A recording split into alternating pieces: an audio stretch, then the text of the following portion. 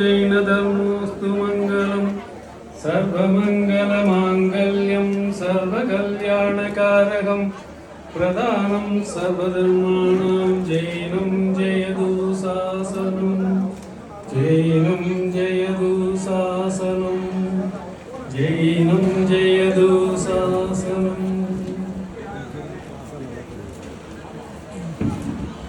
பகீர்களே, இப்பொழுது இந்த அறச்சொற்பொழிவு 15-20 நிமிடத்திலே என்னை முடிக்கும்படி வேண்டுகோள் விடுத்திருக்கிறார்கள். ஏன்னா நிறைய தொடர்ந்து விசேஷங்கள் நடக்க இருப்பதனால எனக்கு அடுத்தும் ஒரு அறிஞர் பேச இருக்கிறாரு. நான் இன்னைக்கு என்ன உங்ககிட்ட பேசலாம் அப்படின்னு நினைக்கிறேன்னா, பஞ்ச கல்யாணத்தினுடைய முக்கியத்துவம் என்ன. என்னங்க, ஒவ்வொரு வருஷமும் குறைஞ்சது 5 ஊர் 6 ஊருக்கு மேலே லட்சக்கணக்கில் பணத்தை செலவு பண்ணி இந்த பஞ்ச கல்யாணத்தை பண்ணுறோமே, அது எதுக்காக பண்ணுறோம், ஏன் பண்ணுறோம் அப்படின்னு நமக்கு ஒரு சிந்தனையை செய்யலாம் என்ற நோக்கத்தோடு இந்த அறச்சொற்பொழிவை உங்களிடம் சொல்லலாம் என்று நான் நினைக்கிறேன். இந்த பஞ்ச கல்யாணத்தில் கர்ப்ப கல்யாணம், ஜென்ம கல்யாணம், தீக்ஷா கல்யாணம், கேவல ஞான கல்யாணம், மோட்ச கல்யாணம்னு 5 நாள் மிக சிறப்பாக கொண்டாடுகிறோம். யூஸ்வலாக இது ஒவ்வொரு ஊர்லேயும் எங்கே ஜினாலயம் இருக்கிறதோ அந்த ஊரில் எல்லாத்துலேயும் 12 ஆண்டுகளுக்கு ஒரு முறை கட்டாயமாக அந்த விழா எடுக்க வேண்டும். ஏங்க 12 வருஷம்? நம்ம சரவண பலிகளாவில் இருக்கிற பாகுபலிக்கு எத்தனை ஆண்டுகளுக்கு ஒரு முறை நம்ம மஸ்தாபிஷேகம் பண்ணுறோம்? 12 ஆண்டுகளுக்கு ஒரு முறை தானே பண்ணுறோம். ஏன் சிறப்பு 12 ஆண்டுகளுக்கு ஒரு முறை அப்படின்னா, அந்த பிம்பங்களை பாதுகாப்பதற்காக எடுக்கிற முயற்சி என்னமோ ஒன்று உண்மைதான். ஆனால் அது மட்டும் காரணம் இல்லை. முக்கியமாக நம்ம ஜென தர்மத்தில் பார்த்தீங்கன்னா, குழந்தை பிறந்து 8 வருஷம் ஆன பிறகுதான் அந்த தர்மத்தை பற்றி அதுக்கிட்ட உபதேசம் செய்ய முடியும். 8 வயசு கீழே இருக்கிற குழந்தைகிட்ட நான் பஞ்ச நமஸ்காரம் பண்ணுற சொல்லி கொடுக்குறேன், அதை பண்ணுறேன், இதை பண்ணுறேன்னு அவங்களுக்கு சொன்னால் அவங்க ஒன்றும் பேசுவாங்க. பட் என்னன்னு அவங்களால புரிஞ்சிக்க முடியாது. ஆனால் அந்த 8 வயசுக்கு மேலே அவங்களால நீங்கள் என்ன சொல்கிறீங்களோ அதை நல்லா புரிஞ்சிக்க முடியும். இந்த பஞ்ச கல்யாண விழாக்கள் அந்த 8 வயசுல இருந்து 12 வயசு, அதாவது அந்த 8 வயசை கடந்திருக்காது. 7 வருஷத்தோட ஒரு பஞ்ச கல்யாணம் நடந்திருக்கும், 8வது வருஷம் வந்திருக்கும், அப்புறம் ஒரு 12 வருஷம் அப்படின்னா 20 வயசு. 8லேருந்து 12-20 வயசு இருக்கிற இளைஞர்கள் நம்முடைய பகவானின் சிறப்பை நன்கு தெரிந்து கொள்ள வேண்டும் என்ற ஒரே காரணத்துக்காக தான் இந்த 12 வருஷத்துக்கு ஒரு முறை கண்டிப்பா செய்யணும். அது மட்டும் இல்லைங்க, அந்த 20ல இருந்து அடுத்த 12, 32 அவர்கள் இளைஞர்கள், கல்யாணம் ஆகியிருப்பாங்க, குடும்பத்தோடு இருப்பாங்க. அவங்க இதில் எப்படி ஆர்வமா ஈடுபடணும் அப்படின்றதையும் தெரியப்படுத்துறதுக்கு தான் இந்த பஞ்ச கல்யாணம் முக்கியமா 12 வருடங்களுக்கு ஒரு முறை கொண்டாடப்படுகிறது. எப்படி நம்ம மகாபஸ்தாபிஷேகம் 12 வருடங்களுக்கு ஒரு முறை கொண்டாடுறோமோ அதே மாதிரி இதுவும் கொண்டாடுறோம். அது என்னுடைய அடுத்த கட்டமாக, அதாவது முக்கியமாக இளைஞர்களுக்கு நம்முடைய பகவான், இப்போ இந்த காலத்து இளைஞர்கள் சொல்லவே வேண்டாம். ஏன் நம்ம சாமி மட்டும்தான் கும்பிடணும், ஏன் அதை கும்பிடக்கூடாது, ஏன் இவரை கும்பிடக்கூடாது, நம்ம சாமி மட்டும் என்ன வசதி அப்படின்னாக்க, இந்த பஞ்ச கல்யாண சிறப்பினுடைய அம்சங்களை நீங்கள் இங்கே குழந்தைகளுக்கு எடுத்து சொல்ல வேண்டும். அதுக்காக தான் இந்த பஞ்ச கல்யாணம். சும்மா நானும் பஞ்ச கல்யாணம் பண்றேன்னு நிறைய செலவு பண்ணி ஆரம்பரமா எல்லாத்தையும் செய்கிறது, அப்புறம் சமாதானம் பெரிய விஷயமா பண்றது, மேல தாளங்கள்லாம் வைக்கிறது, நாட்டியங்கள், டிராமா, டான்ஸ், பாட்டு கச்சேரி இதெல்லாம் வைக்கிறதுக்காக இல்லை. நம்முடைய பகவானுடைய சிறப்பு அம்சங்கள் இந்த 5 கல்யாணத்திலேயும் அடங்கி இருக்கிறது. இப்படிப்பட்ட பகவான் உலகத்துல எங்க இருந்தாலும் சொல்லு, அப்ப நான் ஒத்துக்கிறேன், அவர் தான் பகவான் அப்படின்னு நம்ம இளைஞர் மனதிலே பதிய வைப்பதற்காக 8 வயசு குழந்தையில இருந்து 20 வயசு குழந்தைகள், அந்த கேப் 12 இயர்ஸ் அவங்களுக்கு சொன்னோம்னா, அந்த இந்த விஷயங்களை அவங்களுக்கு எடுத்து சொன்னோம்னா அவங்க சிந்திக்க தொடங்குவாங்க, அதை நல்லா புரிஞ்சுப்பாங்க. அப்ப நம்ம பகவானை பற்றிய நல்ல அறிவு அவங்களுக்கு வரும். அதை இன்னும் மேலும் அதை வெளிப்படுத்தி காட்ட அவங்களே பிராக்டிக்கலா அந்த இப்போ இளைஞர் பண்றவங்க வாங்க உடனே இந்த திருவிழா நடத்தணும் எல்லாம் எது கூப்பிடுறாங்க, அவங்க அதில் ஆர்வமா ஈடுபடுவாங்க.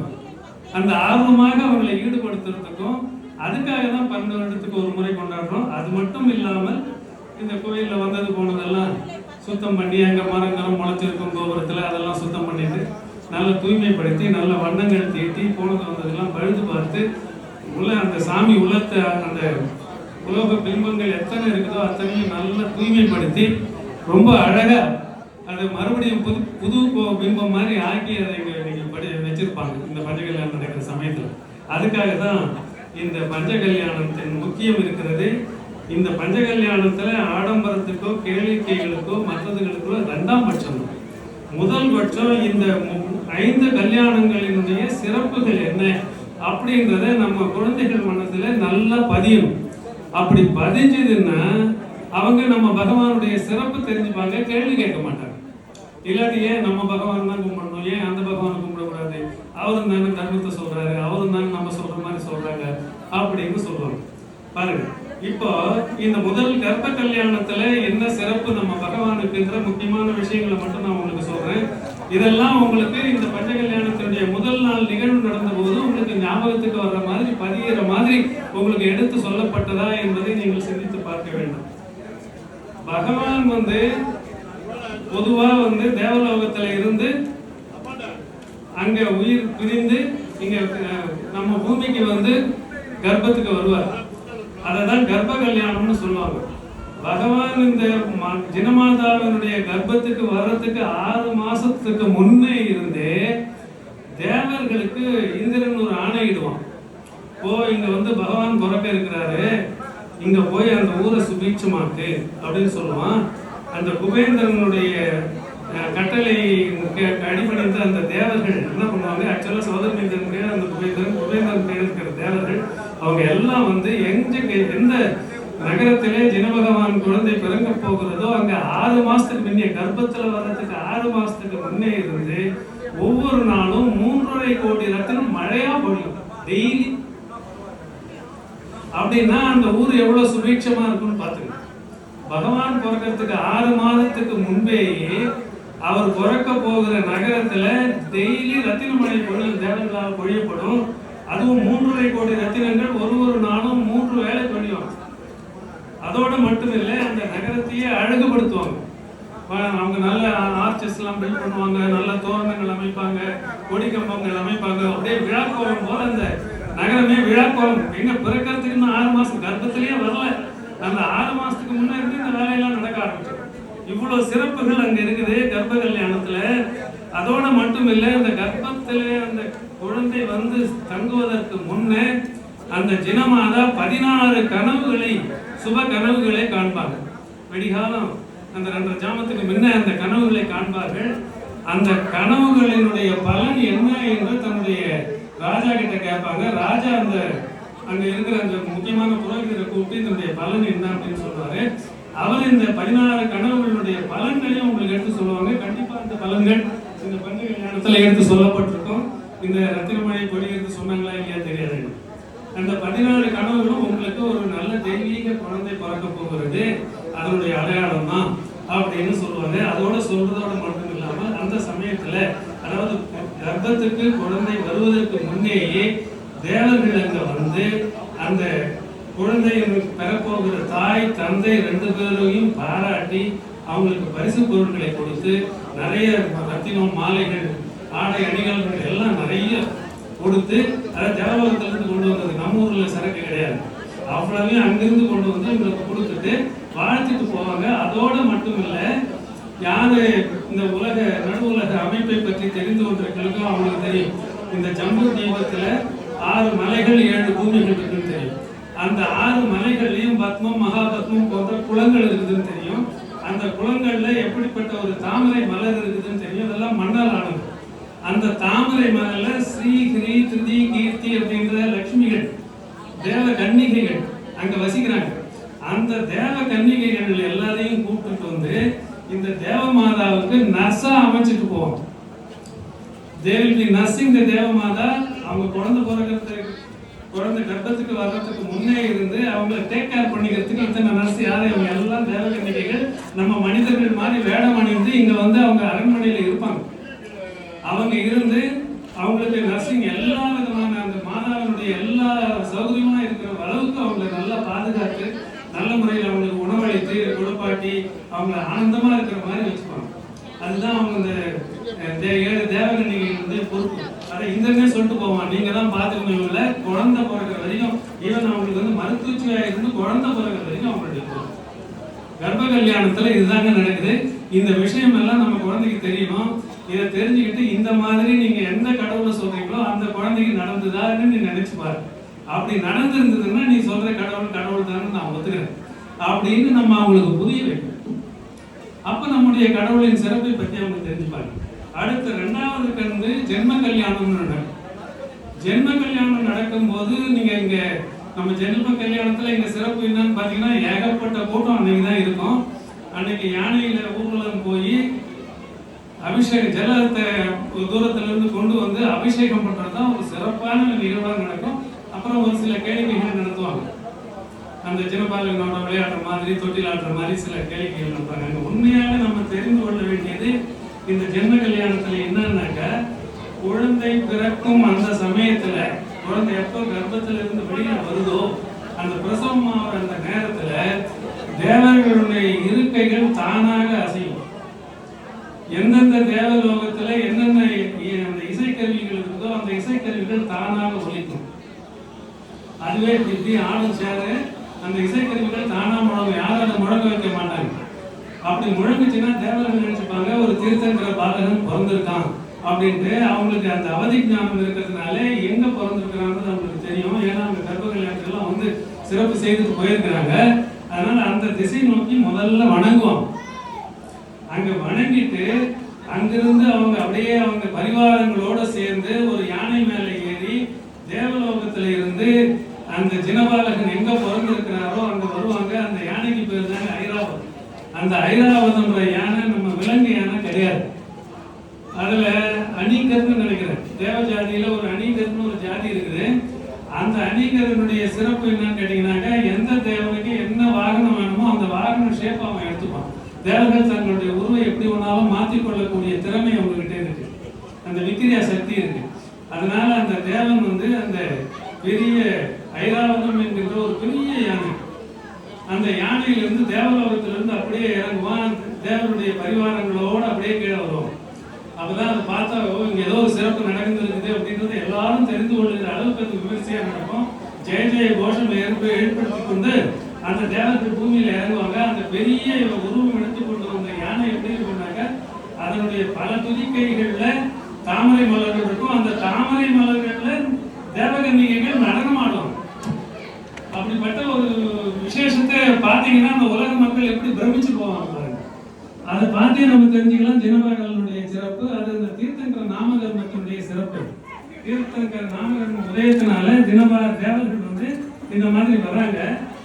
அந்த சௌதர்மேந்திரனுடைய மனைவி ஆகியவங்க வந்து என்ன பண்ணுவாங்க, நேரா அந்த ஜினபாலகன் பிறந்த இடத்துக்கு போய் ஜினபாலகனை போல ஒரு மாய குழந்தைய அந்த அம்மா பக்கத்துல வச்சுட்டு இந்த உண்மையான குழந்தைய எடுத்துட்டு வந்து நம்ம தேவர்கிட்ட கொடுப்பாங்க, இந்திரன் கிட்ட கொடுப்பாங்க. அந்த இந்திரன் வந்து அந்த கொடுக்கறதுக்கு அந்த குழந்தைய அப்படி ஏந்திட்டு வருவாங்க பாத்தீங்களா. அந்த குழந்தை அவ்வளவு பேரழகா இருக்கும். அந்த பேரழகான இருக்கிற குழந்தைய பார்க்கறதுக்கு இந்த தேவன் என்ன பண்ணுவானா, தனக்கு 2 கண்ணு பத்தலைன்னு சொல்லிட்டு 1000 கண்கள் படைச்ச தலைய அப்படி உருவு பண்ணிக்கணும். அதை பார்த்து நடனம் ஆடுவான். அப்படியே அப்படி ஆனந்த கூத்தாடுவாங்க. அப்படிப்பட்ட அந்த ஜினபாலகளை பார்த்து அப்படி ஆனந்தப்படுவாளா. அப்புறம் அந்த குழந்தையை தன் கையில் எடுத்துக்கொண்டு அதே யானையின் மேலே ஏறி மேருமலையின் உச்சிக்கு சென்று அங்க தேவர்களால கொண்டு வரப்படுகின்ற, அதாவது 5வது கடல், யாருக்கு இந்த நடுவுலகத்தை பத்தி தெரியுமோ அங்க தீவு கடல் இருக்குது இல்லைங்களா.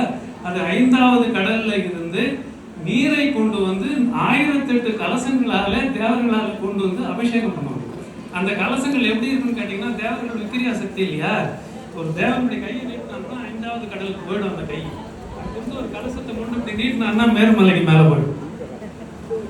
ஒரே கலசம், ஒரே தேவன். ஆனா நம்ம சிற்பத்துல பார்த்துருப்பீங்க, வாங்கி நம்ம கொடுக்குற மாதிரி. அப்படி கிடையாது. ஏன்னா அவங்களுக்கு எல்லாம் அவ்வளவு பெரிய சக்தி இருக்குது. அப்படிப்பட்ட கலசத்துல கொண்டாந்து அங்க இது பண்ணுவாங்க. இன்னொன்னு அதை நம்ம வந்து பாலாபிஷேகம்னு சொல்லி நம்ம கொண்டாடுறோம். உண்மையிலேயே பாலாபிஷேகம் இல்லைங்க. அங்க என்ன நடக்குது அப்படின்னு பாத்தீங்கன்னாக்க, அங்க இந்த கடல்களினுடைய அமைப்பு நீங்க பாத்தீங்கன்னா, முதல் கடலுக்கு பேரு லவண சமுத்திரம், 2வது கடலுக்கு பேரு காலோததி சமுத்திரம், மூன்றாவது கடல் புஷ்கரவர சமுத்திரம், அதுக்கு அடுத்தது வருணீவர சமுத்திரம், அதுக்கு அடுத்தது அஞ்சாவது கடல் தான் க்ஷீரவர சமுத்திரம்னு சொல்லுவாங்க. பூமி கடல் பூமி கடல் அப்படி சுற்றி சுற்றி வளையமா இருக்குதுன்னு நீங்க தெரிஞ்சிருப்பீங்க. அந்த இதுல நம்முடைய முதல் கடல் இருக்குது பாருங்க. அந்த முதல் கடலுடைய தண்ணியை நீங்க எடுத்து டேஸ்ட் பண்ணீங்கன்னா உப்பு சுவை இருக்கும். இப்போ நம்ம மெட்ராஸ்ல போறோம், அங்க இருக்கிற கடல் எடுத்து டேஸ்ட் பண்ணிங்கனாலும் சரி, வெளிநாட்டுல எங்க போய் எந்த கடல்ல போய் நீங்க டேஸ்ட் பண்ணீங்கனாலும் சரி உப்பு கடல். இது லவண சமுத்திரம். ரெண்டாவது காலோதரி சமுத்திரம், புஷ்கரவர சமுத்திரம் இருக்குது. அந்த சுவை அதுங்கேயும் இதே மாதிரி நீர் தான் இருக்கும். ஆனா அந்த நீரை எடுத்து நீங்க சாப்பிட்டீங்கன்னா நம்ம தண்ணி குடிக்கிறோம் பாருங்க, அந்த மாதிரி அழகா குடிக்கலாம். நம்ம நார்மல் வாட்டர் டேஸ்ட் இருக்கும், பார்க்கறதுக்கு இதே மாதிரி தான் இருக்கும். எடுத்து குடிச்சோம்னா வாட்டர் டேஸ்ட் இருக்கும். முதல் கடல் உப்பு, ரெண்டாவது கடலும் மூணாவது கடலும் சாதாரண தண்ணி போல இருக்கும். நாலாவது கடல் இருக்குது பாருங்க, அதுவும் தண்ணி மாதிரி தான் இருக்கும். அது வருணீவர சமுத்திரம் பேரு. ஆனா அந்த தண்ணியை எடுத்து அப்படி மோந்து பார்த்தீங்கன்னா மதுவினுடைய ஸ்மெல் வரும். சாராய ஸ்மெல்னு சொல்றோம் இல்லையா, அந்த மைல்டு சாராய ஸ்மெல் வரும். அது அந்த தண்ணியினுடைய அமைப்பு. அதுக்கு அடுத்த ஐந்தாவது சமுத்திரம் க்ஷீரவர சமுத்திரம் இருக்கு. அந்த சமுத்திரத்திலையும் தண்ணி தான் இருக்குது. நம்ம பார்க்குற தண்ணி இங்கே பார்க்குறோம் அதே மாதிரி தண்ணி தான் அங்கேயும் இருக்குது. அந்த தண்ணியை எடுத்து நீங்கள் அப்படி குடிச்சிங்கன்னா, பாலில் நீங்கள் எடுத்து குடிச்சிங்கன்னா எப்படி இருக்கும், அந்த மாதிரி ஒரு சுவை உங்களுக்கு வரும். அது பால் கிடையாது, அந்த தண்ணீரினுடைய சுவையே பால் போல இருக்கும்.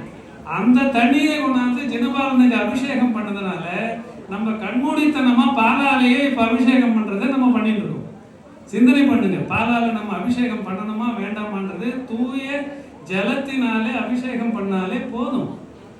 இந்த க்ஷீரவர சமுத்திரத்திலே இருந்து அந்த பால் சுவையுள்ள தண்ணீரை எடுத்து கொண்டு வந்து ஜினபாலனுக்கு தேவர்களால் அபிஷேகம் செய்யப்பட்ட அந்த ஒரே காரணத்துக்காக நம்மளால அந்த பால் சுவை இருக்கிற தண்ணீரை கண்டுபிடிக்க முடியாது. அதனால நம்ம பாலையே அபிஷேகம் பண்ணிடலாம்னு சொல்லிட்டு எக்கனாமிக்கல் வேஸ்ட் பண்ணிட்டு இருக்கிறோம். அந்த மாதிரி பண்ண வேண்டும் என்ற அவசியம் கிடையாது. நல்ல தூய தண்ணீர்ல பகவானுக்கு அபிஷேகம் பண்ணினா போதும். அது பகவானுக்கு எதுக்கு அபிஷேகம் பண்றது நான் அப்புறம் வேற ஒரு சந்தர்ப்பம் கிடைக்கும் போது சொல்றேன். இந்த ஜினபாலனுக்கு நடந்த அபிஷேகத்தை பத்தி உங்களுக்கு சொன்னேன். இது இந்த ஜினபாலகன் பிறந்த குழந்தைக்கு 108 கலசத்துல அபிஷேகம் பண்றாங்க. அந்த 108 கலசத்துல அபிஷேகம் பண்ற குழந்தை அதை தாங்குது. அந்த அந்த தண்ணி அப்படி கொட்டுது பாருங்க. அந்த கொட்டும் போது அந்த குழந்தை அப்படி மூச்சு விடுது இல்ல, சாதாரணமா மூச்சு விடுமா. அப்ப அந்த மூச்சு விடுற மூச்சில தேவர்கள்லாம் அப்படி போய் விழுற மாதிரி ஒரு பாவனை பண்ணுவாங்களாம். அவ்வளவு சக்தி வாய்ந்த குழந்தைன்னு அதை காட்டுறதுக்காக தேவர்களா வந்து குழந்தைய விட பலராமங்கள் தான் இல்லைன்னு சொல்லல. ஆனா அந்த மூச்சு விடுறத அந்த பாவனையில அந்த மூச்சு விடுற அந்த வேகத்திலேயே அவங்க தேவர்களும் அப்படி கீழே விழுற மாதிரி ஒரு ஆக்ட் கொடுப்பாங்களாம். அதெல்லாம் எதுக்கு கேட்குறாங்கன்னா இந்த பாலகனுடைய சிறப்பு எடுத்து பேசுவதற்காக அப்படி கதைகள் நமக்கு எடுத்து சொல்லப்பட்டிருக்கும். அது மட்டும் இல்லாமல் அந்த பிறந்த குழந்தைக்கு 10 அதிசயங்கள் இருக்கு. இந்த 10 அதிசயங்கள் வேற எந்த கடவுளுக்காவது இருக்குதா? வேற எந்த கடவுளையாவது இப்படி பிறந்த குழந்தைக்கு யானையில ஒரு தேவர்கள் அவை எடுத்து போய் உயர்ந்த மலையில வச்சு அபிஷேகம் பண்றது இருக்குதா அப்படின்னு உங்க குழந்தைங்களுக்கு கேள்வி கேளுங்க. கேட்டீங்கன்னா இந்த பகவானுடைய சிறப்பு என்னன்னு அப்ப தெரிஞ்சுக்க முடியும். அப்படி அந்த குழந்தை அந்த பிறந்த குழந்தைக்கு பிறந்ததிலே இருந்து அவர் முக்தி அடைகிற வரை, அந்த உடலை பிரிகிற வரை, அந்த குழந்தையினுடைய உடம்பினுடைய அதிசயங்களை இயல்பு அதிசயங்கள் அப்படின்னு சொல்லுவாங்க. அது 10 விதமா இருக்கும். ஒண்ணு அது பார்க்கறதுக்கு ரொம்ப அழகான உடலுடையதா, அந்த குழந்தைய பார்த்தா பார்த்துக்கிட்டே இருக்கலாம் போலன்னு தோணும். அது மட்டும் இல்லாமல் அந்த குழந்தையினுடைய அப்படி அருகிலே போனாலே நல்ல நறுமணம் வீசும். அதே போல அந்த குழந்தைக்கு எப்பவுமே வேர்வை வராது. அது மட்டும் இல்லை, அந்த குழந்தைகள் கிட்ட இருந்து மலம் மூத்திரமே வராது. அந்த குழந்தை மலம் போச்சு மூத்திரம் போச்சுன்னு குழந்தையிலிருந்தே கிடையாது. இந்த சிறப்பு தீர்த்தங்கரருக்கு மட்டும்தான் உண்டு, வேற யாருக்கும் கிடையாது. இந்த 24 தீர்த்தங்கரன் சொல்றோம் பாத்தீங்களா, அவங்களுக்கு மட்டும்தான் இந்த சிறப்பு, வேற யாருக்கும் கிடையாது. அவங்க உடம்புல இருந்து பிறந்த குழந்தையில இருந்து அவங்க முக்தி அடைகிற வரைக்கும் அவங்க உடம்புல இருந்து வேர்வை வராது, மலம் வராது, மூத்திரம் வராது. அவங்க என்ன சாப்பிட்றாங்களோ அது அப்படியே உடம்புல அப்சார்ப் ஆகிடும். முத்திரமும் எக்ஸிட் எதுவுமே கிடையாது, 0 எக்ஸிட் ஆச்சுங்களா. அப்புறம் பிரியஹிதவாதி, அவன் பேசினாலே இனிமையா இருக்கும். இன்னும் கொஞ்சம் நேரம் பேசாத இந்த குழந்தைன்னு கேட்குற மாதிரி. அதை குழந்தையில இருந்து அது கடைசி வரைக்குமே இன்னும் கொஞ்சம் நேரம் பேச மாட்டாங்களா, இன்னும் கொஞ்சம் நேரம் பேச மாட்டாங்களா, இவ்வளோ அழகா பேசுறாங்களே அப்படின்னு அந்த ஃபீலிங் வர்ற மாதிரி அந்த வார்த்தைகள் தான் அப்படிப்பட்ட தேவன் அந்த தீர்த்தங்கராக போகிற குழந்தையின் வேலையிலிருந்து வரும். அந்த குழந்தை வளர்ந்தாலும் அப்படிதான் அது பேசும். அது மட்டும் இல்லாமல் அது வரம்பற்ற வலிமை கொண்டதாக இருக்கும், யாராலையும் வெல்ல முடியாது. அப்படிப்பட்ட, அதாவது எந்த விலங்காக இருந்தாலும் சரி, எந்த மனிதர்களாக இருந்தாலும் சரி, யாராலையும் வெல்ல முடியாது. அப்படிப்பட்ட அபரிமித வீரியத்துவம்னு சொல்லுவாங்க அதை. அப்படிப்பட்ட வீரியத்துவம் இது எல்லாம் தீர்த்தங்கர நாம கர்மத்தினுடைய சிறப்பு, அதனால கிடைச்சது. அது மட்டும் இல்லை, அவருடைய நிறம் மட்டும் பாலின் நிறத்தில் இருக்கும், ஒயிட்டா இருக்கும். நம்ம ரத்தத்தினுடைய நிறம் சிகப்பு. தீர்த்தங்கர குழந்தையினுடைய நிறம், அந்த ரத்தத்தினுடைய நிறம் பால் போல வெண்மையான நிறமா இருக்கும். அதே மாதிரி அந்த உடம்புல 1008 சுப லட்சணங்கள் இருக்கும், மார்க்ஸ். ரொம்ப இங்க இருந்த அதிர்ஷ்டம், இங்க இருந்த அதிர்ஷ்டம் நம்ம சொல்ல இல்லையா, அதே மாதிரி 1008 இடங்கள்ல அந்த பாலங்கள், அந்த பிறந்த குழந்தைக்கு 1008 அடையாளங்கள் இருக்கும். அதுவும் சுப லட்சணங்களாக இருக்கும். அது மட்டும் இல்லை, தொப்புல இருந்து காலில் இருந்து தொப்புல இருந்து தலை, இது ரெண்டும் சம அளவா இருக்கும். அதுதான் கரெக்ட். நம்ம தொப்புள் தான் சென்டர் ஆஃப் கிராவிட்டி மாதிரி. இந்த இடத்துல இருந்து கால் வரைக்கும் எக்ஸாக்ட்லி எவ்வளோ இருக்குதோ அவ்வளோதான் மேலே இருக்கணும். அந்த மாதிரி அளவில் அது இருக்கும். அது மட்டும் இல்லாமல் அதனுடைய மூட்டு, இந்த ஜாயின்ஸ்லாம் இருக்கு பார்த்தீங்களா, அது எல்லாம் வஜ்ர ரிஷப நாராச சம்பன கட்டுப்பாடு. இதெல்லாம் உடலினுடைய அமைப்பை பற்றி தெரிஞ்சவங்களுக்கு தான் தெரியும். அதை பற்றி விளக்கணும்னா என்னால் விளக்க முடியும், பட் உங்களுக்கு நேரம் இல்லை. இங்கே விழா அமைத்திருப்பவர்களுக்கும் எனக்கு ரொம்ப நேரம் கொடுத்துருக்கிறது கம்மியாக இருக்கிறதுனால அதை சொல்ல முடியாது. அது என்னன்னு கேட்டிங்கனாக்கா, நம்ம மூட்டை அரை மூட்டை தான், ஒரு கப்பு மாதிரி இருக்கும், இப்படி இருக்கும். கொஞ்சம் ஏமாந்தா ஸ்லிப் ஆகிடும். எங்கே இருக்கிற மூட்டம் அப்படி தான் இருக்கும். இது 4வது வகையான மூட்டு. இதுக்கு மேலே 3 வகையான மூட்டு இருக்கு. அதில் முதல் வகையான மூட்டு தான் ரிஷப வஜ்ர நாராச சமூகம்னு சொல்லுவாங்க. அது எப்படி இருக்கும்னு கேட்டிங்கனாக்க, ஒரு இன்டர்லாக் போட்ட மாதிரி ஒரு ப்ளோபு, அது உள்ள ஒரு ஃபுல் இது மாதிரி இருக்கும். அது இப்படி வரும். அதாவது whole joint is protected all 360 ஆங்கிள்லையும் அது நல்லா ப்ரொடெக்ட் பண்ணியிருப்பாங்க. அந்த மாதிரியான ஒரு அமைப்பு. அப்படிப்பட்ட அமைப்பு இருக்கிறவங்களை யாராலையும் வெல்ல முடியாது. அந்த இதெல்லாம் இப்போ ஸ்லிப் ஆகிடுச்சு, இங்கே வீக் ஆகிடுச்சு, தூக்க முடியல, இறக்க முடியல, அந்த பிரச்சனையே வராது. அப்படிப்பட்ட உடல் அமைப்பு. இந்த உடலின் அமைப்புகள் இருக்கிற அந்த 6 வகையான மூட்டுகளை பற்றி பிறகு படித்து தெரிஞ்சுங்க, சாஸ்திரங்கள் இருக்குது அதெல்லாம். இப்படிப்பட்ட 10 அபரிமித லட்சணங்கள் அந்த குழந்தையிலிருந்தே அவருக்கு இறக்குற வரைக்கும் இது எல்லாமே இருக்கும். இப்படிப்பட்ட சிறப்புகள் கொண்டது தான் இந்த கர்ப்ப கல்யாணம், ஜென்ம கல்யாண நிகழ்ச்சியில நீங்க முக்கியமா நம்ம குழந்தைகளுக்கு எடுத்து சொல்ல வேண்டியது. நம்ம பகவானுக்கு இந்த 10 விதமான விசேஷங்கள் இருக்கு, அது யாருக்கும் கிடையாது, மற்ற பகவான்களுக்கு இது கிடையாது. அதே மாதிரி இவருக்கு 5வது கடல்ல இருந்து தேவர்களால உயர்ந்த மலையில வச்சு அபிஷேகம் பண்றாங்க, அப்படிலாம் இருக்குதுன்றதை நம்ம எடுத்து சொல்லணும். அதுக்கப்புறம் நிறைய விஷயங்கள் நடக்கும். அவருக்கு கப்பம் கட்டுறாங்க, அப்புறம் தாளாட்டுறாங்க, அதெல்லாம் கேளிக்கைகள், அதை விட்டுருவோம். அதுக்கு அடுத்தது தீக்ஷா கல்யாணத்துக்கு வரும். தீக்ஷா கல்யாணம்ன்ற போது இவங்களுக்கெல்லாம் தீர்த்தங்கர்களுக்கெல்லாம் நிறைய ஆயுள் இருக்கும். அஃப்கோர்ஸ் நம்ம காலத்தில் இப்போ நம்ம சமீபத்தில் வாழ்ந்த வர்த்தமான மகாராஜருக்கு 72 ஆண்டுகள் தான் அவருடைய ஆயுஷம். ஆனால் ரிஷபசுவாமின்னு பார்க்கும்போது 84 பூர்வம், 84 லட்சம், இந்த 84 லட்சம் அவ்வளோ வருஷம் ஒரு வயசு. அவர் 83 லட்சம் ஆண்டுகள் அந்த பூர்வம் வரைக்கும் அவர் ராஜாவாகவே இருந்திருப்பார். அந்த கடைசி 1 கோடி பூர்வம், 1 லட்சம் பூர்வம் இருக்கும்போது தான் அவருக்கு விரக்தி வரும். அந்த நீலாஞ்சனை நடனம் என்கின்ற ஒரு நடனத்தில் பார்த்து, அந்த ஒரு தேவமங்கை நடனம், அவருக்கு பர்த்டே செலிப்ரேஷன் நடக்கும். அங்கே ஒரு தேவர்கள் அவருக்கு ஒரு பர்த்டே பார்ட்டி வைப்பாங்க. அங்கே நடனம் ஆடுறதுக்கு ஒரு தேவமங்கை வருவா. அந்த தேவமங்கை அடுத்த சமத்திலேயே மரணம் அடையக்கூடிய நிலையில் இருக்கிறவர். அவள் நடனம் ஆகிட்டு அப்படியே மயங்கி கீழே விழுந்துருவா. அவன் உடம்பு அப்படியே மறைஞ்சிடும். அதே போல வேற ஒரு பொண்ணை அங்கே கொண்டு நடனம் ஆட வைப்பான் தேவன். இது நம்ம பார்க்குறவங்களுக்கு யாருக்குமே தெரியாது. ஆனால் தீர்த்தங்கர ராவ போற அந்த பார்த்துட்டு இருக்கிறார் இல்லையா ராஜா, அவர் இதை கண்டுபிடிச்சிடுவார். அவருக்கு அது தெரிஞ்சிடும். வாழ்க்கை இவ்வளவுதானா, இப்படி சனத்தில் அழியக்கூடியதா வாழ்க்கை, அந்த வாழ்க்கையை நான் இன்னும் வாழ்ந்துருக்கிறேன் அப்படின்னு சொல்லி ஒரு விரக்தி வரும் அவர். இது நீலாஞ்சனையினுடைய நாடகத்தை பார்த்து, நீலாஞ்சனையுடைய நடனத்தை பார்த்து, அவங்க அந்த காலத்தில் மரணம் நிகழ்கிற அந்த நிகழ்வை பார்த்து நிகழ்வு ரிஷபசுவாமிக்கு. மற்ற தீர்த்தங்கரர்களுக்கும் இதே மாதிரி ஏதாவது ஒரு நினைவு வரும். ஒரு சிலர் எரிகள் கீழே விழுறது, நட்சத்திரம், எரி நட்சத்திரம் கீழே விழுதுன்னு சொல்றாங்க இல்லைங்களா, அந்த மாதிரி எரி நட்சத்திரம் கீழே விழுறத பார்த்து அவங்களுக்கு விரக்தி வந்துடும். வாழ்க்கை இவ்வளவுதானா, நம்ம அதனால இதில் வாழ்ந்து என்ன பிரயோஜனம், நம்ம பிறவா நிலையை அடையணுன்ற அந்த நிலையை நம்ம அடையணுன்றதுக்கு அவங்க போயிடுவாங்க. அதுக்கு அடுத்தது வந்து முற்பிறவி நினைவு வரும்.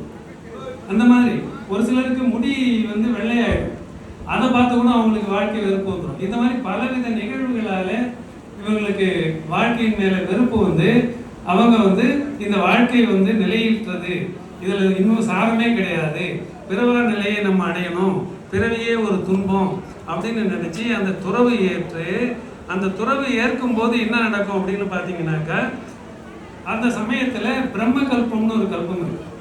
இந்த சொர்க்கம் 16 சொர்க்கம்னு சொல்லுவாங்க இல்லையா, அதுல 5வது பிரம்ம கல்பம் இருக்குது. அந்த பிரம்ம கல்பத்தில் இருக்கிற தேவர்கள் மட்டும் அவங்களுக்கு மனைவிகள் கிடையாது, தேவ ரிஷிகள்னு சொல்லுவாங்க. அவங்க பூமிக்கு இறங்கி வந்து இந்த தீர்த்தங்கரை ஆக போறதுக்கு அந்த சிந்தனை வந்தது இல்லையா, அந்த சிந்தனை நல்ல சிந்தனை, நீங்க பண்றதுதான் கரெக்டு, நீங்க தீட்சை எடுத்துக்கங்க, நீங்க உங்களுடைய செல்வங்களை எல்லாம் திறந்துட்டு நீங்க காட்டுக்கு போய் தவம் பண்ணி நீங்க கர்மங்களை அழிச்சு முக்திக்கு போங்க, நீங்க எடுத்த முடிவு சரியான முடிவு அப்படின்னு அவரை பாராட்டுவாங்க. இந்த நிகழ்வு நமக்கு நம்முடைய குழந்தைகளுக்கு எடுத்து சொல்லணும். ஒண்ணு. ரெண்டாவது வந்து அந்த ஒரு ராஜாவுக்கு காட்டுக்கு போனோம். அப்ப வந்து இந்த தேவர்கள் வந்துருவாங்க உடனே. அது எப்பவுமே இந்த பஞ்சகல்யாணங்களை செலிப்ரேட் பண்றது ஃபுல்லா தேவர்கள் தான். நம்ம ஜனங்கள் கூட போய் கும்பலோட கோவிந்தான்னு நிற்பாங்க, அவ்வளவுதான். இவங்க வந்து அவங்க தேவர்களோட அழகான பல்லக்கு அமைச்சிருவாங்க. ஏன்னா காட்டுக்கு தூக்கின்னு போகணும். அவர் யார் வந்து தீட்சை எடுக்க போறாரோ அவர் வந்து அந்த பல்லக்கில் உட்கார வச்சு ஊர்வலமா கூட்டின்னு போறது. நம்ம கூட இப்போ தீட்சை எடுக்க போறவங்க ஒரு நல்ல வண்டியில ஜோடிச்சு கூட்டும் போறாங்க இல்லைங்களா, அந்த மாதிரி கூட்டும் போவாங்க அவங்க. அப்படி கூட்டும் போறதுக்கு அவர் ஏறி அதில் உட்கார உடனே இந்த பல்லக்கை யார் தூக்குவதுன்ற போட்டி வந்துடும். மனிதர்கள்ல பாத்தீங்கன்னாக்கா, மனிதர்கள் வந்து தான் நம்மள மாதிரி மனிதர்கள், அவங்க வந்து தியாகம் பண்ணக்கூடிய தன்மை இருக்குது அவங்களுக்கு. அவங்க தியாகம் பண்ணக்கூடிய தன்மை தேவர்களுக்கு கிடையாது. தேவர்கள் வந்து எல்லா புலன் இன்பங்களையும் எப்போதும் அனுபவித்துக் கொண்டிருப்பவர்கள். அபரிமித செல்வம் அவங்களுக்கு இருக்குது, அல்ல குறையாத செல்வம் இருக்குது. அழகிய மனைவிகள் ஒண்ணு இல்லை, ஒரு தேவனுக்கும் 32 மனைவிகள். அந்த 32 மனைவிகளும் கூட எத்தனை நம்பர்ஸ் ஆஃப் ஃபிகர்ஸ் கூட அவங்க எடுத்துக்க முடியும். நிறைய வேடங்கள் ஒரே சமயத்தில் எடுக்க முடியும். அதே மாதிரி தேவனும் எடுத்துக்க முடியும். அவங்க எல்லாம் இந்த உலகத்தில் இருக்கிற எல்லா நந்தவனங்கள்லையும் போய் அங்கங்கே ஜாலியா என்ஜாய் பண்ணிட்டு இருக்கிறது தான் அவங்க வேலை. அவங்களுக்கு சாப்பாடு சமைக்கணும், குழந்தைய கவனிச்சுக்கணும், அந்த பிரச்சனையே கிடையாது. குழந்தையெல்லாம் அப்படியே எவன ரூபமா வராது. அவங்க அந்த குழந்தைய பார்த்துக்கிற பிரச்சனையும் கிடையாது, சமையல் பண்ற பிரச்சனை கிடையாது. எல்லாமே அப்படி அவங்களுக்கு பசி எடுத்ததுன்னா அப்படி எச்ச கொடுக்கணும் மாதிரி பண்ணுனாங்கன்னா பசி அடையும். அப்படி இருக்கும்போது அவங்க எதுக்கு கவலைப்படலாம்? அப்படிப்பட்ட இன்பத்தில் இருக்கிறவங்களால எதையும் தியாகமே பண்ண மாட்டாங்க. அப்படிப்பட்ட இருக்கிற தேவர்கள் நீங்க இந்த பல்லக்கை தூக்க முடியாது, மனிதர்கள் தான் நாங்க தியாகம் செய்யக்கூடிய, நாங்க இது வேணாம் எனக்குன்னு என்னால தியாகம் பண்ண முடியும், அப்படிப்பட்டவர்கள் தான் நாங்க தூக்கணும் இந்த பல்லக்கைன்னு சொல்லி அவங்க சண்டை போடுவாங்க. அப்புறம் எல்லாருமே ஒத்துப்பாங்க, ஆமா நீங்க தான் எங்களோட அதாவது தேவர்களே மனிதர்கள் தான் சிறந்தவர்கள், நீங்க தான் எங்களோட உயர்ந்தவர்கள்னு ஒத்துப்பாங்க. நம்ம போய் தேவிகளை வணங்கிட்டு நம்ம நிலைமை எப்படி இருக்குதுன்னு பாருங்க.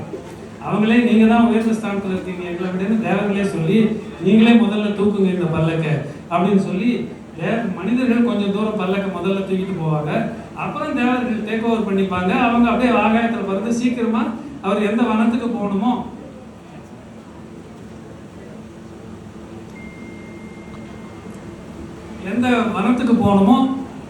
அந்த வனத்துக்கு உடனே கூட்டிட்டு போயிடுவாங்க. அவர் 5 முஷ்டிகளாலே 5 முறை இந்த கையை வச்சு அவருடைய முடிகள்லாம் எடுத்துட்டு தீட்சையில உட்கார்ந்துருவார்.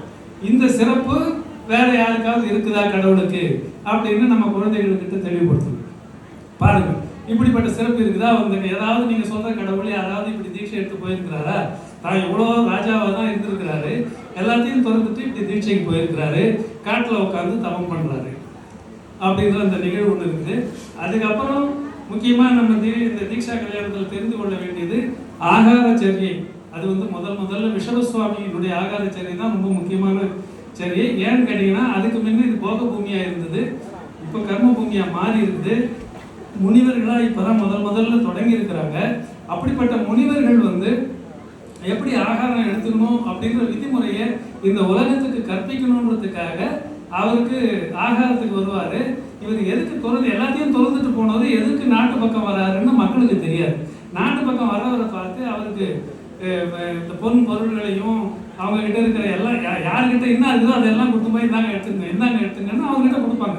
அவர் எல்லாத்தையும் இது இல்லைன்னு பேசாமல் போயிட்டே இருப்பார். யாரும் எனக்கு சாப்பாடு அவங்களுக்கு கொடுத்ததே இல்லை.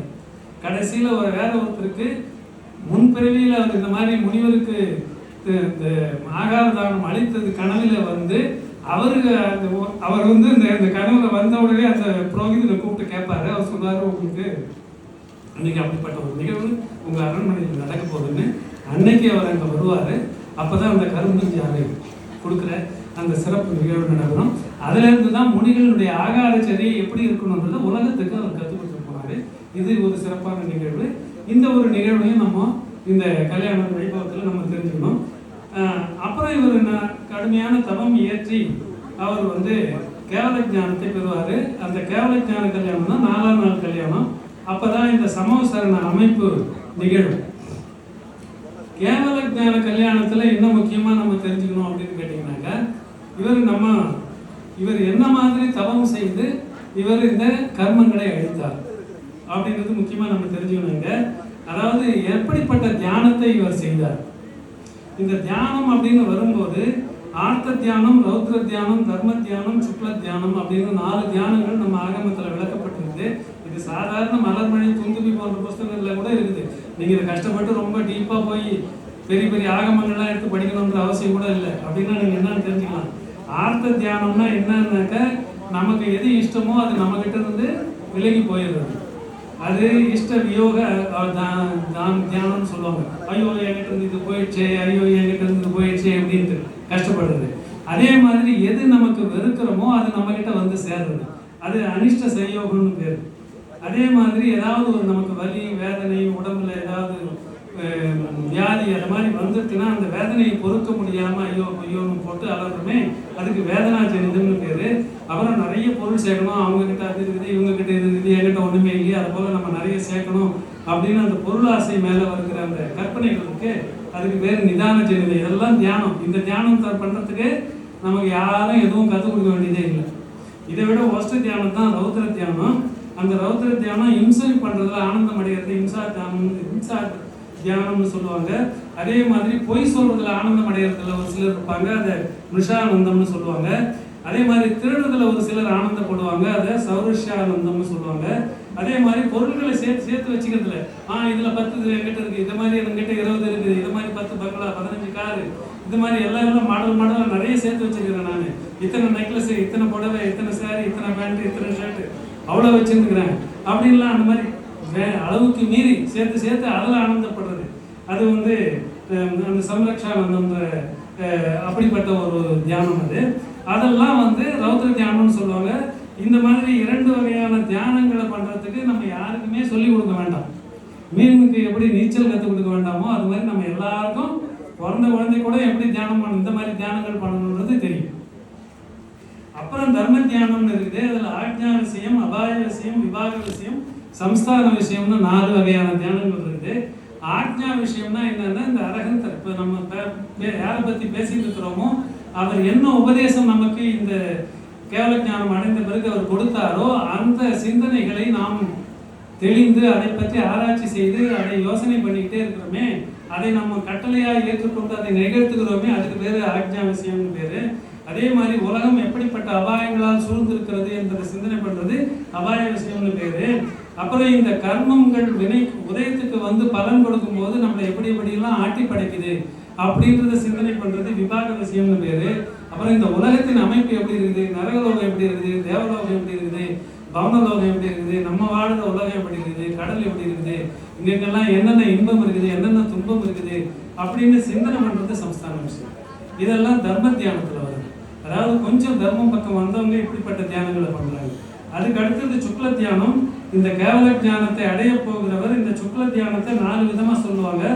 அந்த சுக்ல தியானத்தை செய்து தான் அவர் வந்து கேவல தியானத்தில் முதல் 3 சுக்ல தியானங்கள் சொல்லுவார். அந்த சுக்ல தியானத்தெல்லாம் வந்து நீங்கள் தத்துவ சூத்திரம் 6வது அத்தியாயத்தில் 24வது சூத்திரம் இருக்குது. அந்த சூத்திரத்தில் இதை பற்றியெல்லாம் நல்ல இல்லை, அது வந்து தீர்த்தங்கர நாமதேவத்தை பற்றி இன்னொரு சொல்கிறாங்க. சுக்ல தியானம்ன்றது வந்து இருக்கு. சூக்ஷ்ம கிரியா பிரதிபாதி, விபரீத கிரியா நிவர்த்தி, ஏகத்துவ விதர்க்க விசாரம், பிரதத்துவ விதர்க்க அவிச்சாரம். அதாவது பிரதத்துவ விதர்க்க அவிச்சாரம்ன்றது மனவச்சன காயம் மூன்றினாலையும் ஒரு பொருளை சிந்தனை பண்றது. ஏகத்துவ விதர்க்க விசாரம்ன்றது ஒரே மனத்தால் தான், மனத்தால் மட்டும். அதே மாதிரி ஒன்றுத்தால மட்டும் சிந்தனை பண்றது, இது ரெண்டு. அப்புறம் சூக்ஷ்ம கிரியா பற்றி பார்த்தீங்கன்னாக்க அந்த யோகத்தை வந்து ரொம்ப சூக்ஷ்மமாயிடுச்சு, ரொம்ப அதிகமாக. அதாவது ஆத்மாவில் நடக்கிற அந்த அதிர்வுகள் அதிகமாக இல்லாமல் சூக்ஷ்மம் பண்றது. இந்த மூன்று தியானங்களை பண்றவரு தான் இந்த கேவல ஞானத்தை பெறுகிறாரு. இதுல சபக ஸ்ரேணின்னு ஒரு ஸ்ரேணி இருக்கு. யார் குணஸ்தானம் தெரிஞ்சவங்களோ அவங்களுக்கு தான் இது தெரியும். ஒரு சில டெக்னிக்கல் டேர்ம்ஸ் இது ரொம்ப விளக்கணும்னா அவங்களுக்கு புரியாது. அதாவது முனி நிலையில இருந்து இப்படிப்பட்ட தியானத்தை செய்யும் போது, இந்த மூன்று வகை தியானத்தை செய்யும் போது அந்த 4 வகையாக காதி கர்மங்களும் அழிந்து 4 சதுஷ்டயங்கள் என்று சொல்லப்படுகிற அந்த விசேஷம் கிடைக்குது. அப்பதான் நமக்கு கேவல ஞானம் வருது. அந்த கேவல ஞானம் வந்த பிறகு அந்த கேவல ஞானத்தினுடைய அந்த 3வது தியானம் சொன்னோம் இல்லைங்களா, அந்த தியானம் சொல்றது வந்து 4 சூத்திர பவ நேரம் தான் சொல்லுவாங்க. சூத்திர பவ நேரம் அப்படின்னா, ஒரு சூத்திர பவன்றது என்னன்னாக்கா, ஒரு மூச்சு விடும்போது 18 முறை இறக்குது ஒரு ஜீவன் அப்படின்னு கேள்விப்பட்டிருப்பீங்க, நிகோதியா ஜீவன்கள். அதுல 4 பிறவி எடுக்கிறதுக்கு எவ்வளவு சமயம் ஆகுமோ அவ்வளவு சமயம் தான் இருக்காது. இந்த 3 தியானங்களையும் வந்து சபகஸ்ரேணி இருக்கிற முனிவர் செய்து 4 கர்மங்களையும் அழிக்கிறார். இந்த முதல் 2 தியானம் பண்ணும்போது வந்து மோகனீய கர்மம் தான் மொத்தமா அழிக்கப்படுது. 3வது தியானம் பண்ணும்போது மற்ற காதி கர்மங்கள் 3ம் அந்த 4 சமயம் சொன்னோம் பார்த்தீங்களா, அதுக்குள்ள அழியும். அது அழிஞ்ச உடனே அவருக்கு வந்து கேவல ஞானமும் கிடைக்குது, அந்த 4 சதுஷ்டயங்கள் என்ற விஷயமும் கிடைக்குது. இது தேவர்களுக்கு தெரியுது. தேவர்கள் ஓடோடி வந்து சமோசரணத்தை அமைக்கிறாங்க. நம்ம சமோசரணம் எப்படிப்பட்டதுன்னு நம்ம பார்த்துருக்கோம். 3 மதில் சுவர்கள், 7 பூமிகள், திரிமேகலா பீடம், அங்கே மற்ற அமைப்புகள் எல்லாம் இருக்குது, அஷ்டமங்கலங்கள்லாம் இருக்குது அப்படின்றதெல்லாம் பார்க்குறோம். இதோடு மட்டும் இல்லாமல் இந்த நிலையில இருக்கும்போது கர்மட்சயத்தினால இவருக்கு 10 அதிசயங்கள் நடக்குது. அந்த 10 அதிசயங்கள் அதனால அந்த அப்போ ஒரு 10 அதிசயங்கள் நடக்குது. இந்த மாதிரி அதிசயங்கள்லாம் அவங்க தேவன், நீங்க யார் கடவுள்னு சொல்றீங்களோ அவங்க கிட்ட இருக்குதான்னு பாருங்க அப்படின்னு நம்ம குழந்தைகளுக்கு நம்ம சொல்லணும். அதுக்கப்புறம் தேவர்களால் நிகழ்த்தப்படுகிற 14 அதிசயங்கள் இருக்கு. அந்த 14 அதிசயங்கள்ல ஒரு அதிசயம் தான் திவ்ய துணி விழுது இல்லைங்களா. அந்த திவ்ய ஒரு அதிசயத்தை மட்டும் உங்களுக்கு சொல்றேன். அந்த திவ்ய துணி வந்து அவர் வாயால பேசுறதுல உடம்புல இருந்து ஒரு ரிவர்பரேஷன் நடக்கும், ஒரு வைப்ரேஷன் மாதிரி உடம்பு அதிர்வு நடக்கும். அந்த அதிர்வுனால ஒரு சத்தம் வரும். அந்த சத்தத்துல இருந்து நமக்கு ஒன்றும் புரியாது. ஆனா அந்த சத்தத்துல அந்த சமோசரணத்துல அமர்ந்து கொண்டிருக்கிற விலங்குகளும் 12 வகையான சபையை நாங்க பார்த்துருப்பீங்க. 4 வகை தேவர்கள், 4 வகை தேவிகள், அப்புறம் ஸ்ராவகிகள், ஸ்ராவகர்கள், அப்புறம் தேவர்கள், முனிவர்கள், ஆதிகள், அப்புறம் விலங்குகள். அப்படி இருக்குது. இந்த மாதிரி சபைகள்ல இருக்கிறவங்களுக்கு அவங்களுடைய சாயோபசம், அவங்களுடைய புண்ணியம் எவ்வளவு இருக்குதோ அதுக்கேற்ற அளவுக்கு இந்த ஓங்கார நாதம் வந்து அவங்க காது உள்ள நுழையும் போது அவங்களுக்கு புரிகிற பாஷையில டிரான்ஸ்லேட் ஆகும். இப்போ எப்படி இந்த பார்லிமெண்ட்ல யாராவது ஒருத்தர் ஹிந்தியில் பேசினாருன்னா அவங்க பாஷையில அந்தந்த எம்பிங்களுக்கு எம்எல்ஏக்களும் கேட்குறாங்க இல்லைங்களா. அந்த மாதிரி தேவர்களால் அதிசயமா செய்யப்படும். அதுக்கு பேர் திவ்ய துணின்னு பேர். இந்த மாதிரி அந்த மாதிரி சிறப்புகள், இந்த மாதிரி நிறைய 14 சிறப்புகள் இந்த மாதிரி தேவர்கள் செய்கிறாங்க. கர்மட்சயமானதுனால 16 சிறப்புகள் அங்கே அமையுது. அந்த அதிசயங்கள்லாம் எப்படி இருக்குன்னாக்க, பகையுள்ள விலங்குகள்லாம் கூட நட்புணர்வோடு இருக்கும். பார்த்துருப்பீங்க, புலியும் பசுவும் ஒன்றா ஒரே தட்டில் பால் குடிக்கும், தண்ணி குடிக்கும். அதாவது பசுவினுடைய கன்று பசு கன்று போய் புலியினுடைய பாலை குடிக்கும், புலி கன்று வந்து பசுவினுடைய மடியில் பால் குடிக்கும். இப்படிப்பட்ட ஒரு ஃப்ரெண்ட்லினஸ், பிரேமத்துவம் இருக்கும் அந்த ஜீவன்கள் இடையில. அப்படிப்பட்ட ஒரு அன்பு அபிரமிதமாக பொழியும், யாருக்கும் கோபம் வராது. அப்படிப்பட்ட நிலைமை அந்த தீர்த்தங்கள் இருக்கிற ஒரு குறிப்பிட்ட எல்லைக்குள்ளே நடக்கணும். தீர்த்தங்களுடைய ஹைட்டை வச்சு அந்த தீர்த்தங்களுடைய சமோசரணம் அதிகபட்சம் கிட்டத்தட்ட 12 யோஜனை. 12 யோஜனைன்னா நீங்க கற்பனை பண்ணணும்னா 100 மைல், கிட்டத்தட்ட 100 மைலுக்கு ஒரு சமோசரணம் தான் எப்படி இருக்குன்னு பாருங்க. அதுக்கப்புறம் நம்ம மகாவீரர் காலத்துல அது ஹைட்டு கம்மி. ஏன்னா இது 500 வில்லு, 500 வில், ஒரு வில்லுன்றது 8 அடி, 500 × 8 அத்தனை அடி. அப்படின்னா அவருக்கு எப்படிப்பட்ட சமோசரணம் இருக்கணும்? 100 மைல் இருக்கிற சமோசரணம் அமைச்சாதான் அவருக்கு அது எடுப்பா இருக்கும். அதே மாதிரி சமோசரணத்தை தேவர்கள் அமைக்கிறாங்க, ஜஸ்ட் நொடியில் அமைச்சிருவாங்க. அதே மகாவீரருக்கு அரை யோஜனையில் கிட்டத்தட்ட ஒரு லெஸ் தென் 10 கிலோமீட்டர்ஸ் டிஸ்டன்ஸ் தான், டயமீட்டர் தான் இருக்கும். அப்படிப்பட்ட சின்ன ஒரு சமோசரணம் அமைஞ்சிருக்கும். ஏன்னா அவர் 7 அடி தான் உயரம், 7 முழம் தான் உயரம். இந்த மாதிரி இருக்கும். இவருக்கு பேர் தாங்க அரகந்தர். ஏன் நான் இது இங்கே ஒரு சின்ன ஒரு புதிய விஷயத்தை சொல்ல முற்படுறேன். யார் தத்துவ ஞானிகளோ, யார் சாஸ்திரியார்களோ, யார் ஆகமத்தில் ஆழ்ந்து படித்தவர்களோ அவர்கள் இதை சிந்தித்து நீங்களே முடிவு செய்தீங்க. அரகந்தர், தீர்த்தங்கர் அப்படின்னு 2 பதம் இருக்குது இல்லைங்களா? அதே மாதிரி சித்தர்னு ஒரு பதம் இருக்குது. நம்ம பஞ்ச நமஸ்கார மந்திரத்தில் நமோ அரகந்தானம்னு வருது, அப்புறம் நமோ சித்தானம்னு வருது. இப்போ இந்த மாதிரி கேவல ஞானம் தீர்த்தங்கிற நாமகர்மம் கட்டி இந்த பஞ்சகல்யாண வைபவங்கள் நடக்கிறது யாரோ அவர்கிட்ட இருந்து தான் நம்ம பிறவி நிலையில இருந்து முக்தி நிலை போவது எப்படின்ற உபதேசம் கிடைக்குது. தீர்த்தங்கிறது தவிர மற்ற கேவலிகள் யாருமே உபதேசமே செய்யறது கிடையாது. அப்படியே அவங்க முக்தி போயிடுறாங்க. அவங்க எல்லாம் தெரிஞ்சுக்கிறாங்க, ஆனால் ஒரு வாயிலிருந்து ஒரு உபதேசம் வராது, அவங்க உடம்புல இருந்து திவ்ய துணி வராது. அவங்கள சாமானிய கேவலிகள்னு சொல்லுவாங்க. இப்போ நிறைய பேர் என்ன சொல்லுவாங்க, இந்த சாமானிய கேவலிகள் தீர்த்தங்கர்கள் 2 பேரையும் சேர்த்து அரகந்தர்கள்ன்ற ஒரு கற்பனையாக சொல்லப்பட்டிருக்கிறது. என்னுடைய ஆராய்ச்சியில் நான் மண்டையை போட்டு பிழிஞ்சதில் எனக்கு என்ன தோன்றுதோ அதை நான் சொல்லுகிறேன். இதுதான் நான் ஆகமத்தில் படித்தேன்னு நான் ஆகமத்தை சப்போர்ட்டுக்கு கொண்டு வரல. இப்படி தான் இந்த பதம் இருக்க வேண்டும் அப்படின்னு என்னுடைய சிந்தனையிலே வருகிறது என்கின்ற ஒரு எண்ணத்தை உங்களிடம் நான் விதைக்கிறேன். அறிஞர்களும் ஞானிகளும் சாஸ்திரிமார்களும் இதை ஆழ சிந்தித்து உண்மையா என்று நீங்கள் தான் எனக்கு சொல்ல வேண்டும், நீங்களும் புரிந்து கொள்ள வேண்டும். ஏன் நான் என்ன சொல்றேன் அப்படின்னாக்க, ஏன்னா சமீப காலத்தில் வாட்ஸ்அப் போன்ற நிறைய குரூப்புகளில் எல்லா தீர்த்தங்கரர்களும் அரகந்தர்கள், எல்லா அரகந்தர்களும் தீர்த்தங்கரர்கள் இல்லை அப்படின்னு ஒரு கமெண்ட் எல்லாம் வருது. இதெல்லாம் அவங்கவுங்க கற்பனையில் அவங்கவுங்க இஷ்டத்துக்கு எழுதுற மாதிரி எனக்கு தோணுது. எப்படி சித்தர்னு சொல்றோம், இப்போ சித்தர்னு சொன்ன பிறகு இப்போ நம்ம 24 தீர்த்தங்கரை எடுத்துக்கோங்க. இப்போ விஷவசுவாமி எடுத்துக்கோங்க. விஷவசுவாமி சித்தர் ஆகிட்டாருனாங்க நம்ம சித்த சிலை வைக்கிறோம், நம்ம கோயிலையும் சித்த சிலை வைக்கிறோம். அந்த சித்த சிலையில ஒரு அரகந்த சித்தர், அதாவது இந்து விஷவசுவாமி சித்தர், இவர் அஜித சுவாமி சித்தர், இவர் மகாவீர சுவாமி சித்தர்னு சொல்றோம்னா, அங்க சித்தர் என்கின்ற பதத்தை முக்தி அடைந்த அனைத்து உயிர்களுக்கும் இட்ஸ் அ காமன் நேம், அதை எடுத்துக்கிறோம். அரகந்தர் என்பது தீர்த்தங்கரருடைய காமன் நேம் என்பது என்னுடைய வாதம். இது எல்லோருடைய எல்லா கேவலிகளையும் குறிப்பது அல்ல. நமோ அரகந்தானம் என்பது நான் தீர்த்தங்கரரை வணங்குகிறேன் என்றுதான் அர்த்தம். இந்த தீர்த்தங்கரரை சாமானிய கேவலிக்கு ஈக்குவல் பண்ணதுனால குழப்பம் என்ன வந்தது, ஏதோ அந்த காலத்துல பாகுபலிக்கு சிலை வச்சாங்க, ஏன்னா அவர் கேவலியானாரு. அதுக்கப்புறம் பரதனுக்கு வச்சாங்க. அதுக்கப்புறம் இப்ப ராமர் அனுமானம் கூட வைக்க வேண்டிய நிலைமை வந்துருச்சு. அவங்க என்ன சமாதானம் சொல்றாங்க, இவரும் அரகந்தர் தானே? கிடையாது, அவரு கேவலி, அரகந்தர் கிடையாது.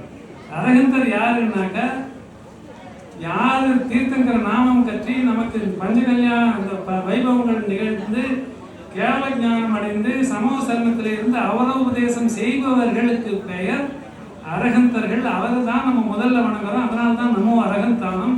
அரகந்தானம் என்பது எல்லா தீர்த்தங்கரர்களுக்கும் ஒரு காமன் நேம்.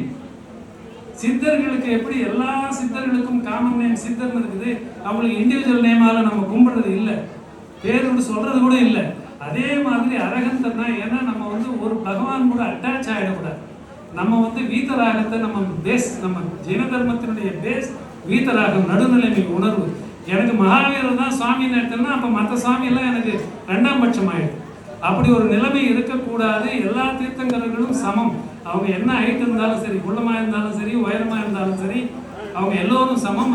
அப்படி நம்ம அந்த இயற்கை ஜினாலயங்கள் இருக்கிற பிரதிமைகள் எல்லாம் அரகந்த பிம்பங்கள் அப்படின்னா அது தீர்த்தங்கர், ஏதோ ஒரு தீர்த்தங்கருடைய பிம்பம் அப்படிதான் நம்ம பார்க்கணும். அந்த தீர்த்தங்கரர் என்ற பெயர் சொல்லும் போது இவர் விஷத தீர்த்தங்கரர், இவர் வர்த்தமான மகாவீர தீர்த்தங்கரர் அப்படின்னு சொல்லுவோம். இவர் மகாவீர அரகந்தர், இவர் ஆதிநாத அரகந்தர் அப்படின்னு யாரும் சொல்றது. ஏன்னா அரகந்தர் இஸ் எ காமன் நேம். எல்லா தீர்த்தங்கரர்களுக்கும் பொதுவான பெயர் அரகந்தர். அதனாலதான் நமோ அரகந்தானம். இதை உங்க மண்டையில ஏத்திக்கங்க. இன்னைக்கு நான் சொன்னது சரியான்ட்டு பெரிய பெரிய வித்வான்கள்லாம் ஆராய்ச்சி பண்ணி சொல்லட்டும். இது என் மனசில் தோணுச்சு. இது நான் முதல் முறையாக நான் வெளியே சொல்கிறேன். இது என்னுடைய சிந்தனையில் வந்தது. நான் முதல் முறையாக சொல்கிறேன். அரகந்தர் என்பது it denotes it's a common name for all Tirthankars. எப்படி சித்தர்ன்றது எல்லா முக்தி அடைந்த உயிர்களுக்கும் காமன் நேமோ, அதே மாதிரி முக்கால தீர்த்தங்கர்களுக்கும் காமன் நேம் அரகந்தர். அப்போ தான் இந்த நம்ம அரகந்தானம்ன்றது கரெக்டாக பொருந்தும். நம்ம மற்ற எல்லா கேவலிகளையும் வணங்குறோம் அப்படின்றதெல்லாம் அது நம்ம இஷ்டத்துக்கு கற்பனை பண்ணி செய்கிற ஒரு முக்கியமான விஷயம். இந்த விஷயத்தை நான் இந்த கேவல ஞான கல்யாண விஷயத்தில் இந்த ஒரு விஷயத்தையும் உங்ககிட்ட பகிர்ந்து கொள்ள வேண்டும் என்று நினைக்கிறேன். அடுத்தது மோட்ச கல்யாணம். மோட்ச கல்யாணத்தில் என்ன சிறப்புன்னா, இந்த சுக்ல தியானத்தில் 4வது சொன்னேன் இல்லைங்களா, யோகத்தை 3வது தியானத்தில் யோகத்தை குறைச்சார், சூக்ஷமம் பண்ணார். யோகமே இல்லாத செய்கிற ஒரு தியானத்தை பண்ணுறாரு. அந்த தியானம் ஆ இ ஊ ரூ லு. இப்போ எவ்வளோ நேரம் ஆச்சுங்க? இவ்வளோ நேரம் தான் அந்த தியானம். ஆனால் இந்த தியானம் வந்து இவ்வளோ நேரம் செய்ய வேண்டிய தியானத்தை மகாவீரர் சமோசனத்தை தொடர்ந்து 2 நாள் தியானம் பண்ணி கடைசியில் தான் இதை செய்தார். அதே மாதிரி ஒரு தீர்த்தங்கர்களும் சமோசரணத்தை தொடர்ந்து இப்படிப்பட்ட இந்த தியானத்தை செய்து இவங்க இந்த உடலை நீத்து முக்தி உலகத்துக்கு போய் நேராக அங்கே போயிடுறாங்க. இந்த 5 எழுத்துக்களை உச்சரிக்கிற நேரம் தான் அந்த தியானத்தினுடைய காலம். அந்த காலத்தில் யோகம் முழுமையாக நின்றுடுது. அதாவது ஆத்ம பிரதேசத்தில் இருக்கிற வைப்ரேஷனே இல்லாமல் போயிடும். அதனால தான் யோகம். அதனால புதிய கர்மங்கள் கட்டுறது, புதிய கர்மங்கள் வர்றது யோகத்தை வச்சு தான் வருதுன்னு சொல்லுவோம். இன்னும் நிறைய டெக்னிக்கல் டேர்ம்ஸ்லாம் பண்ணணும்னா உங்களுக்கு நிறைய பேருக்கு புரியாது, எல்லாம் எழுந்து போயிடுவீங்க. உங்களுக்கு புரிகிற விஷயமா சொல்லணும்னு சொல்லிட்டு தான் உங்களுக்கு புரிகிற விஷயங்களா சொல்லிட்டு இருக்கிறேன். இந்த மோட்ச கல்யாணம் இன்னைக்கு மதியானம் 12 மணிக்கு நடந்தது அப்படின்னு சொன்னாங்க. அப்போ வந்து பார்த்தீங்கன்னாக்கா இந்த உடல் ஃபுல்லாக தீர்த்தங்களுடைய உடல் ஃபுல்லாக கற்பூரம் மாதிரி மறைஞ்சு முடியும் நகமும் மட்டும் இருக்கும். அப்புறம் இந்த மோட்சம் இந்த கேவல ஞான கல்யாணத்தில் இன்னொரு சிறப்பு என்னன்னா, எப்போ கேவல ஞானம் அடைஞ்சாரோ அப்போ அவருடைய உடல் பளிங்கு போல ஆயிடும். பளிங்கு போல ஆயிடும்னா ஸ்படிக பிம்பம் பார்த்துக்கிறீங்களா, அந்த மாதிரி ஆயிடும். அவருடைய உடல்ல இருந்து நிழல் விடாது, அவருக்கு பசி இருக்காது. இதெல்லாம் அதிசயங்கள் சொன்னீங்களே, கர்மட்சய அதிசயங்கள் அதில் வருது, எல்லாம் நிறைய சொல்லியிருக்கேன், நேரம் பத்தல, அதனால அதெல்லாம் அப்படியே விட்டுட்டேன். அந்த மாதிரி பல அதிசயங்கள்லாம் அவர்கிட்ட இருக்குது. இந்த அந்த அப்படிப்பட்ட அந்த உடம்புல நிகோதியா உயிர்களே இருக்காது. அதனால அவர் சாப்பிட்றதும் கிடையாது. இப்போ நம்ம உடம்புலாம் நிகோதியா உயிர்கள் இருக்கு. ஏன் இருக்குன்னா, நம்ம சாப்பிட்ற உணவை ஜீரணம் பண்ணுறது அந்த நிகோதியா உயிர்கள், அந்த என்சைம்ஸ் என்ற பேரில் அது வாழ்ந்துட்டு இருக்குது நம்ம உடம்புல. அதெல்லாம் தான் நம்ம சாப்பிட்ற உணவை ஜீரணம் பண்ணும். புரியுதுங்களா? அதே மாதிரி இந்த மோட்ச கல்யாணத்தின் போது இவருடைய முடி, அதாவது இந்த தீர்த்தங்கரர் ஆன உடனேவே வந்து இந்த முடியும் நகமும் வளர்றதுக்கு நின்று போயிடும். அதாவது 4வது கல்யாணம் நடக்குது இல்லைங்களா, அந்த கல்யாண சமயத்திலேயே நகம் அப்போ எவ்வளோ இருந்தது அவ்வளோதான் இருக்கும். அதே மாதிரி முடி அப்போ எவ்வளோ இருந்தது அவ்வளோதான் இருக்கும். அப்புறம் கேசவச்சனம் பண்ணணுன்ற அவசியமே கிடையாது. அவர் அதே முடி அதே லென்த் எவ்வளோ இருந்தது அவ்வளோதான் இருக்கும். அவர் உயிர் பிரியும் போது இந்த 8 கர்மங்களும் அகாதி கர்மங்களும் 4 பிரியும் போது அந்த யோகம் 0 ஆகும் போது அந்த உடம்பு கற்பூரம் மாதிரி அப்படியே கரைஞ்சி போயிடும். இந்த நகமும் முடியும் மட்டும் நிற்கும். அந்த நகத்தையும் முடியும் அக்னி தேவன் தான் வந்து இருக்கும். அதை மட்டும் காட்டியிருப்பாங்க. அதனால இந்த அக்னி தேவன் வந்து அதை இருக்கிறான். இதுதான் இதனுடைய சிறப்பு. அந்த உடல் கற்பூரம் போல அமையும். இப்படிப்பட்ட இந்த பெரு சிறப்பு வாய்ந்த தீர்த்தங்கரர்களை கொண்டாடுவது தான் இந்த பஞ்சகல்யாணம். இந்த பஞ்சகல்யாணம் இந்த 8 வயசு குழந்தையிலிருந்து 20 வயசு குழந்தையிலிருந்து 32 வயசு இளைஞர்கள், இவர்கள் உண்மையான தர்மத்தை தெரிந்து கொள்வதற்கும் உண்மையான கடவுள் யார் என்பதை அடையாளம் கண்டு அதிலே ஆழ்ந்து அதை ஃபாலோ பண்ணுவதற்கும் தான் இந்த பஞ்ச கல்யாணங்கள் 12 ஆண்டுகளுக்கு ஒரு முறை ஒவ்வொரு கோயில் இருக்கிற அத்தனை ஊர்களிலும் கொண்டாடப்பட வேண்டும், கொண்டாடப்படுகிறது. இப்போ நிறைய கொண்டாடுறோம். இந்த விஷயங்களையும் சேர்த்து இளைஞர்களை இதில் பங்கு பெற வச்சு இதை மாதிரி கொண்டாட வேண்டும் என்பது என்னுடைய பேரவா. இதை நீங்கள் நிறைய செய்திருப்பீர்கள். இன்னும் இதை மேலும் ஊக்குவித்து நல்ல முறையில் செய்ய வேண்டும். வாய்ப்பளித்தமைக்கு நன்றி கூறி விடைபெறுகிறேன். நன்றி.